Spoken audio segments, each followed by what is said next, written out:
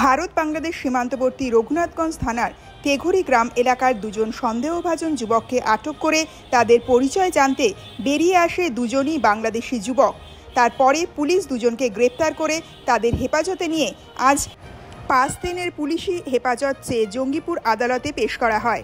Police জানিয়েছে তাদের নাম জাহির রায়হান ও কাইয়ুম রেজা। তাদের দুজনেরই বাড়ি বাংলাদেশের চাপাই নবাবগঞ্জ জেলার জগন্নাথপুর এলাকায়। মঙ্গলবার গভীর রাতে রঘুনাথগঞ্জ থানার তেঘরি এলাকায় এই দুই যুবককে উদ্দেশ্যবিহীনভাবে ঘুরতে দেখে সন্দেহ হয় পুলিশের। তারপর তাদের গ্রেপ্তার করে পুলিশ। পুলিশের অনুমান পাচারের উদ্দেশ্যেই ভারতে এসেছিল এই দুই যুবক। ভারতে এদের সঙ্গে কে বা কারা জড়িত রয়েছে তা তদন্ত করে দেখছে রঘুনাথগঞ্জ থানার পুলিশ।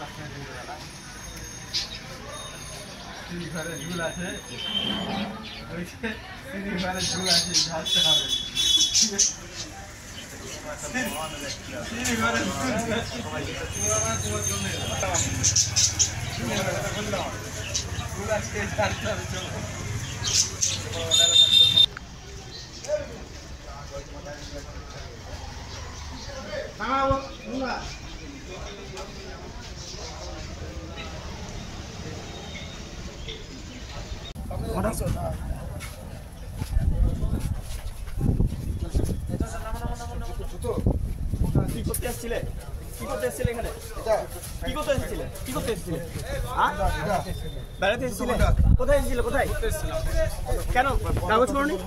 কাগজ ছিল না? আমার এক্সাম শেষ হয়েছিল, আমি অনেকদিন থেকে ভাবছিলাম ইন্ডিয়া যাবো। আচ্ছা, এখন ভিসা অফ আছে, এই জন্য আমি কিভাবে এলে